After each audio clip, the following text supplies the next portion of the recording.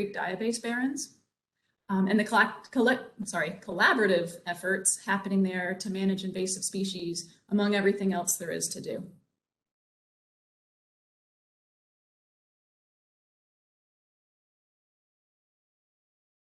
So first, a little background on the site. The Picture Creek Diabase Barrens Preserve is a state-dedicated nature preserve. This 311-acre tract is part of the North Carolina Department of Agriculture's Umstead Research Station. It's located just north of Butner in Granville County. Just to clarify, although our program is heavily involved at this site, it is not one of the Plant Conservation Program's plant conservation preserves, but we are excited to be active partners here. This site has been recognized by the North Carolina Natural Heritage Program as, quote, the most important rare plant site in the Piedmont of North Carolina. And I think that's a pretty big deal. As shown here, this site is home to the largest population of federally endangered smooth coneflower, Echinacea laevigata, which is a bit of a showcase species for the site. You can probably gather why from this photo.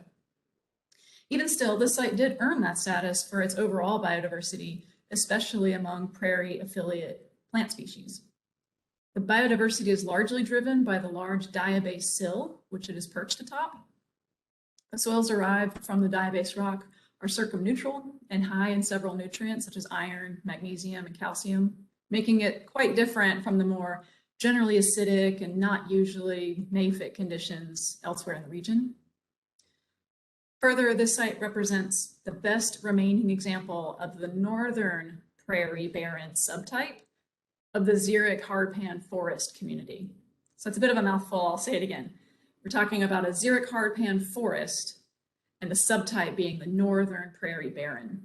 This site is the best remaining example of that. The hardpan referred to in the name is a clay hardpan barrier that sits just below the soil surface. It's fairly impermeable, and it causes the soil to shrink and swell to absolute extremes throughout the year, causing really sticky, wet mud conditions for much of the early growing season and a baked, cracked, hard earth later in the growing season, which tends to at least somewhat reduce tree growth. But as you can see in this photo, it's not like it completely prohibits woody species infiltrating this area. Species which are characteristic of this community and absent in the southern subtype include smooth coneflower, this guy here in the photo, but also prairie goldenrod, hoary puccoon, and eastern prairie wild blue indigo, all of which are present in this site in particular. Both of the prairie subtypes, the northern and the southern, differ from other subtypes of these xeric hardpan forests by having little bluestem, prairie dock, Carolina thistle, rattlesnake master, and yellow Indian grass, just to name a few other species to help paint the picture since we're not there together today. Although smooth coneflower in my last slide gets a lot of attention at this site, it's important to also point out that Picture Creek is home to one of the only 2 extant populations of oak barrens barber's buttons, Marshallia legrandii, which is seen here in the upper left corner, this guy. Below it is eastern prairie blue wild indigo that I mentioned a second ago, or Baptisia aberrans. This is a state endangered species with fewer than 20 populations in North Carolina. Other 2 species shown here are rattlesnake master, Orangium yucifolium, and downy woodmint, Blophilia ciliata. Neither of these are as rare or imperiled as the species I've mentioned so far, but they also kind of represent the more, more of the diverse beauty of this site. So before I get any further, I want to orient you a bit, especially for those of you who have not been to this special place before. So here we are looking at a portion of North Carolina. We've got Greensboro over to Raleigh, just to give you a bit of an idea of where you're at. Here is my location marker, and you can see we're just northeast of Durham, and we've just crossed the Durham County line into Granville County. So not super far from a lot of busy places. Zooming in a bit to just the town of Butner, which is here at the kind of bottom middle of this image, you can see we're situated just west off of I-85 and a little bit northeast of the Polk Correctional Institute and the Butner Federal Prison. give you a general sense of where we are in the world. Again, we're kind of looking at this zone. Zooming in one more time. Now you can see the boundary of the nature preserve, which is within this research station I mentioned before. The research station is much larger than this extent. I'm just showing you now the 311-acre protected area that I'm going to be focusing on today. The buildings you can see at the bottom of this image represent the northmost developed part of the town of Butner. Again, we're just outside of Butner. As you can see, there's a large power line corridor that cuts through the property. Most of the rare species have been relegated to this area over the past many decades as the surrounding landscape has become increasingly forested, shading out those sun-loving prairie species I was just talking about. There is a natural glade feature on the west side of the power line, which I'll refer to a few times in this short presentation. And then the largest area or management zone is the area east of the power line. And this is a recently restored or restoration in progress area. Before 2014, this was pretty solidly forested on both sides of the power line. This quite updated aerial image doesn't make it seem that way. You can see pretty extensive openness here, but imagine standard thick Piedmont forest, and that's what this looked like only a few years ago. The North Carolina Natural Heritage Program has been instrumental and deserves a lot of credit for creating a special management agreement in this transmission corridor to address concerns regarding the rare plants, which are really, like I said, almost entirely found in the power line itself. This collaboration with Duke Energy, although originally with CP&L and then Progress Energy, and now with Duke, a lot of changeover, a lot of conversations starting over as well. Keeping up with that has been a real labor of love. But thanks to them, we've been able to see this area of the power line corridor blocked off and treated differently from the rest of the transmission line, so that it can be signed and have specialized contracts to balance the need for line management, which is understandable, of course, and the rare plant habitat management. The full collaboration of the site is larger than just that agreement. It includes, of course, the North Carolina Department of Agriculture's representatives from the research stations. They're the owners of this site and the direct managers, but also our program, the Plant Conservation Program, facilitates those conversations and is a part of them. I mentioned the Natural Heritage Program, but also with our federally listed species here, we get participation from the U.S. Fish and Wildlife Service. The North Carolina Botanical Garden is also involved, as well as occasionally the Wildlife Resources Commission. In recent years, there's been more equal emphasis on all three of these areas, the power line and the areas on either side, instead of solely emphasizing the power line corridor. So I'll tell you a little bit about the management history. For a really brief overview of the management history over the past, say, 25 years or so, you'll see the activities have fallen into a few strategies. In the power line, we've seen mowing, burning, and occasional herbicide use. In the glade, activities have been pretty limited to periodic prescribed fire. Partly that's due to just access into that area and its general sensitivity, not wanting to take some of the other equipment being used in these other activities into that particular spot. In the area east of the power line, we've seen a different approach. A recent large-scale restoration project has been underway, including selective tree harvest, followed by herbicide treatments of hardwood resprouts mixed with prescribed burning, and also more recently some rare plant augmentations as well. To dig in a little more on the history of the management in that eastern restoration area, there have been two phases of restoration in this zone. Phase one was a bit of a trial run, test the process before expanding to the whole area. Maybe you can think of it as a bit of a pilot. The trial run started with a prescribed burn of nearly the entire site in 2012. It was not the first fire at the site, but it was the first fire of this kind of recent restoration project with back-to-back steps followed closely together to not lose momentum. That burn was followed by a selective tree harvest. The selection was against loblolly pine and mesophytic hardwood species like maples and sweet gum, a few other species. That left or retained species like oaks and hickories and shortleaf pine with a few other species, especially in the mid-story. Importantly, there was no basal area target set, which is usually how logging or thinning operations are, set. It's usually some sort of focus on what's the basal area or the density of trees when I'm finished with this project going to look like. That wasn't the approach at all here. Rather, the focus was on removing, let's call them undesirable species. This was accomplished by a comprehensive marking process across the entire stand prior to logging.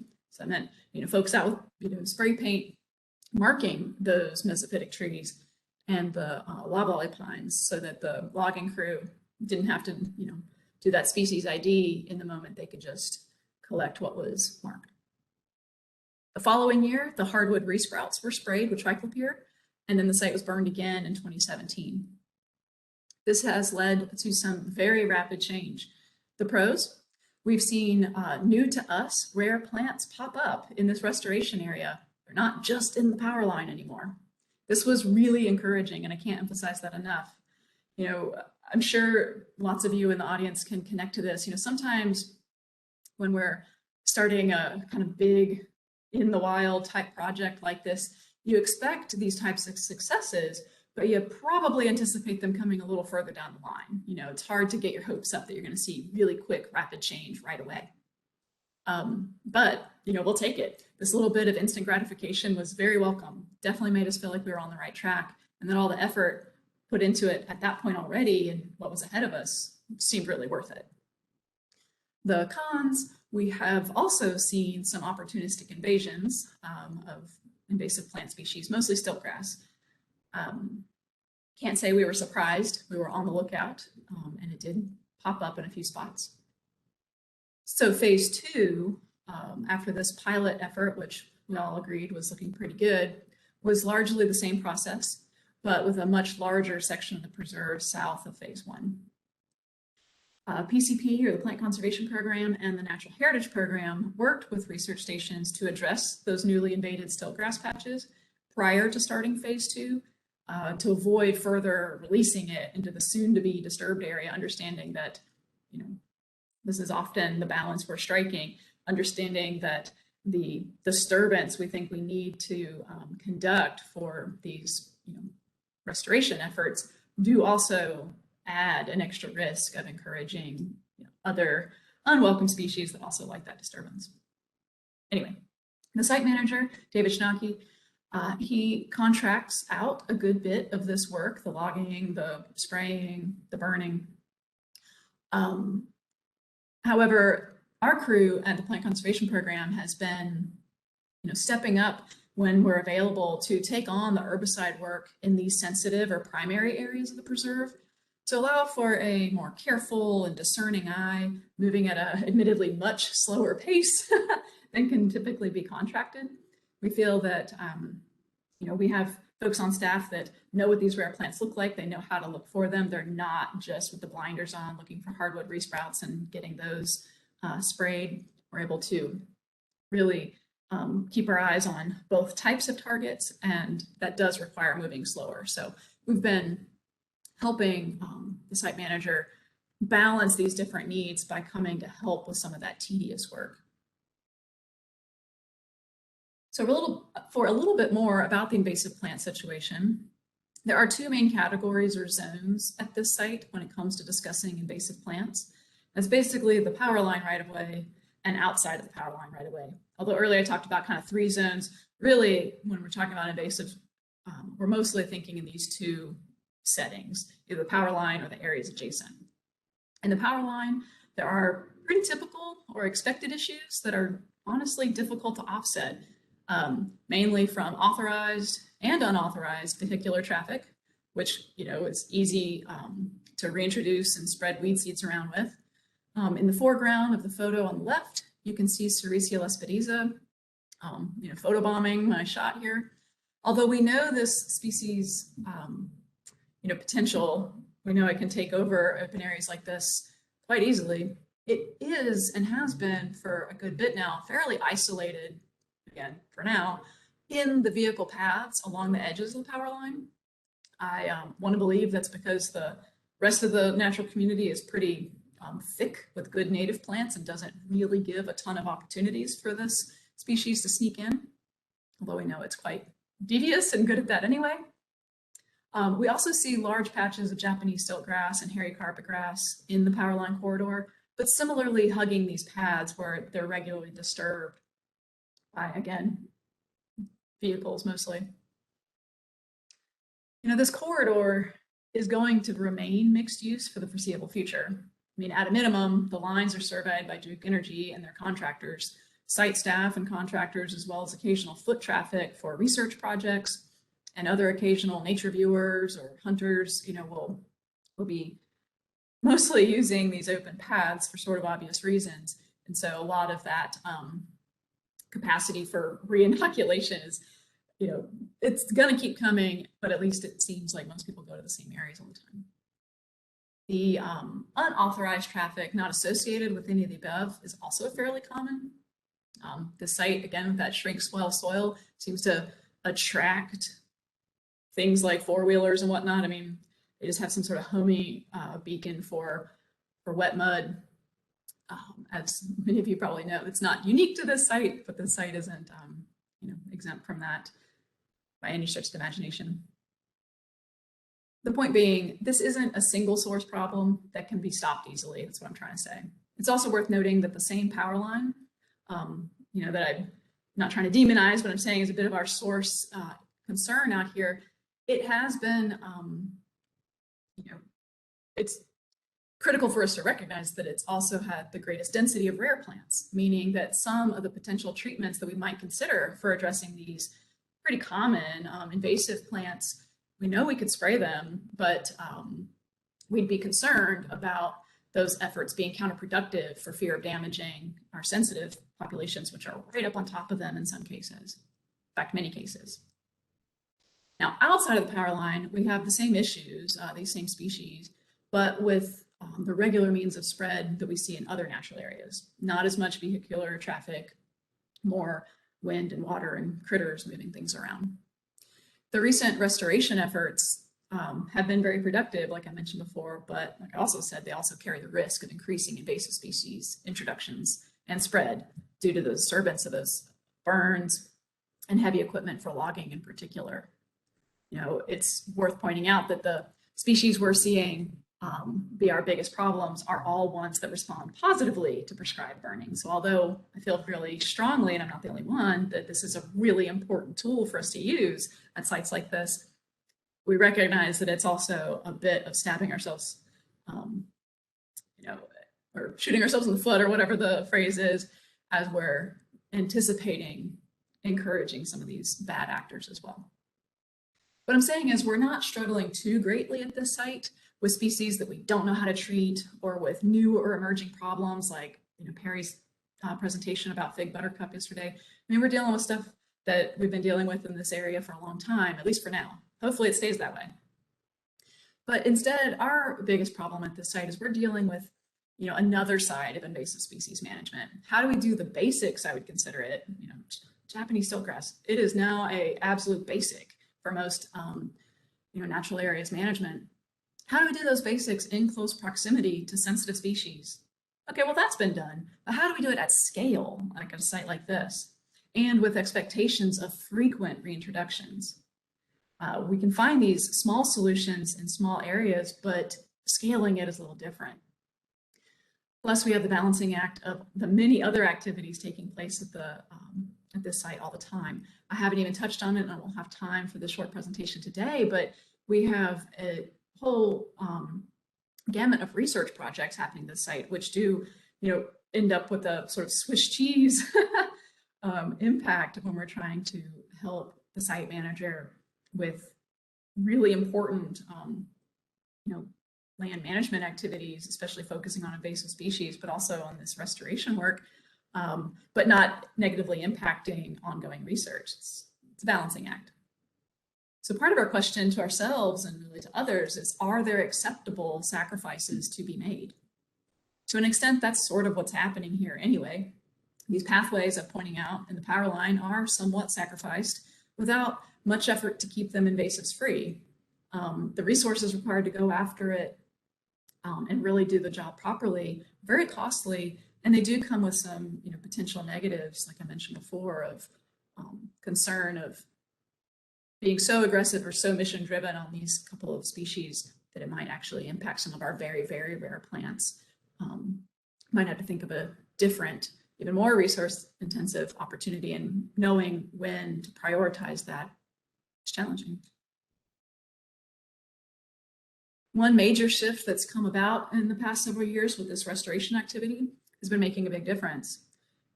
As I've been saying for a long time, much of the interest in this site has been focused in that power line because that was the current extent of much of the rare plant populations. However, as these restoration activities in the adjacent forested areas have expanded and conditions have improved, we have switched gears to not only mitigating negative impacts in these multi-use parts of the power line, but proactively augmenting populations outside of the power line into the restored areas. Here you can see a few highlight shots from last year's outplanting day.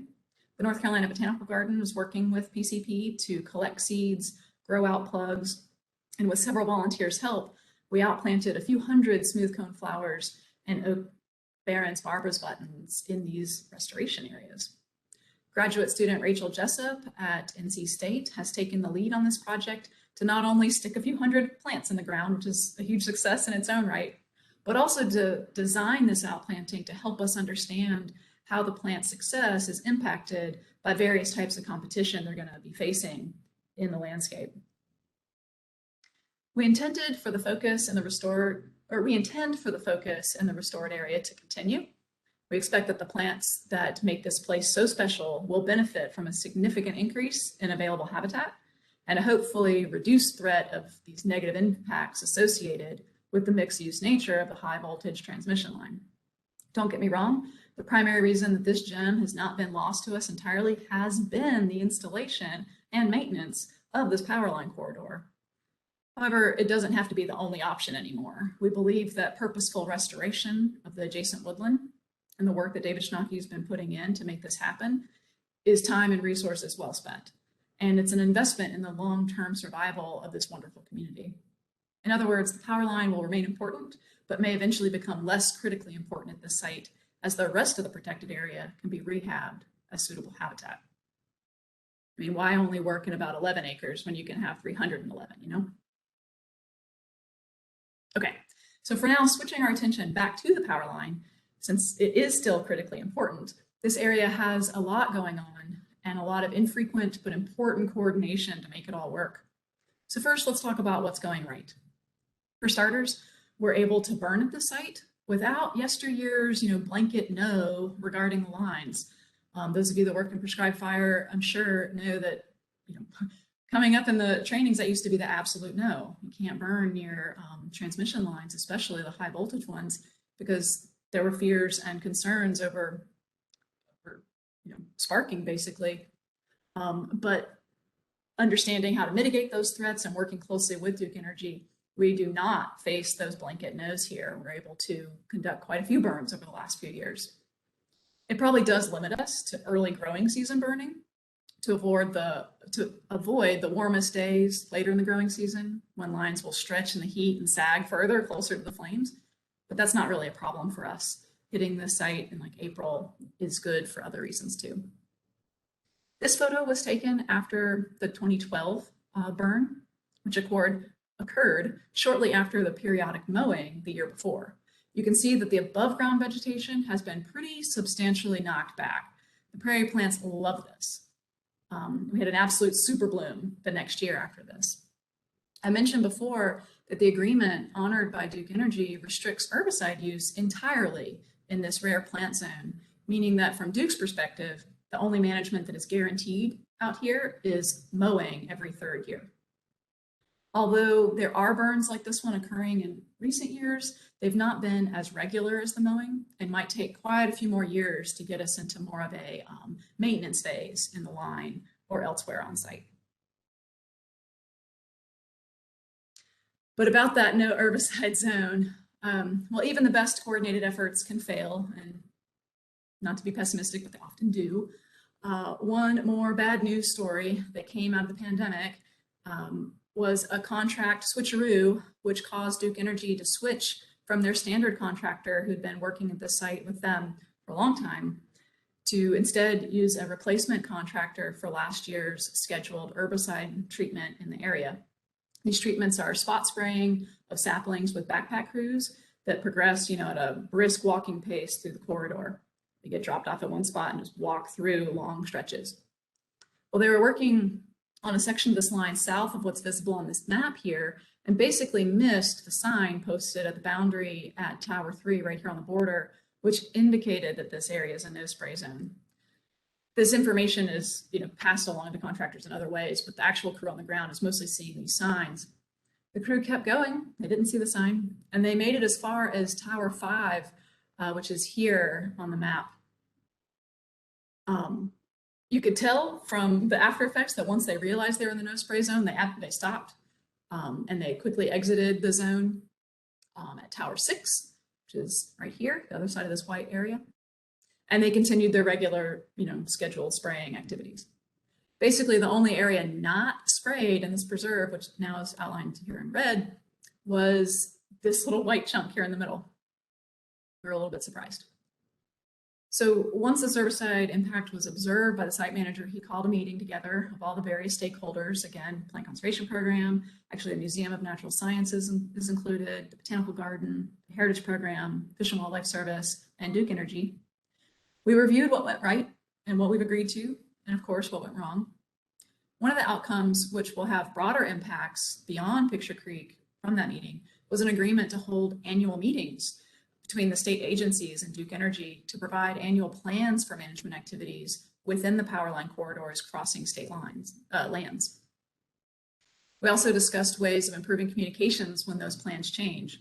We know pretty well when the mowing sequence is, but there's things like staff turnover. There's situations that change that require updated communication, and that's what we're hashing out. And especially if those plans get delayed due to things like global pandemics, understanding, okay, it's not going to happen on 2020, we're going to do it 2021. That kind of communication is what we were discussing. A similar meeting we've been told was scheduled recently to start with the U.S. Forest Service and Duke Energy as well. So we're starting to see this little bit more comprehensive or holistic approach from at least this one utility to work with these different natural area managers to meet everyone's needs. Now, we also talked about a third point, and it's a bit of a conundrum facing us. This no spray area of the power line, it's been strictly mowed every 3 years with no herbicide application of any kind. Well, it does not tend to stay in great condition for long in between those mowing treatments. This can be pretty easily seen here with this wall of hardwood stems, this thicket. It's top killed, but it's not eliminated. This area in the foreground has been having the selective herbicide use. Are we really getting what we want accomplished with our current no spray limits? I'll quickly just point out, going back to this image, that this cluster of points, I hope you can see it in this map, are smooth coneflowers in, past the no spray zone. We're able to show, although we don't have good data of exactly how this population may or may not change with the subpopulation, we're able to say that they're hanging on through decades of ongoing management in this area that's different from the area below this demarcated line.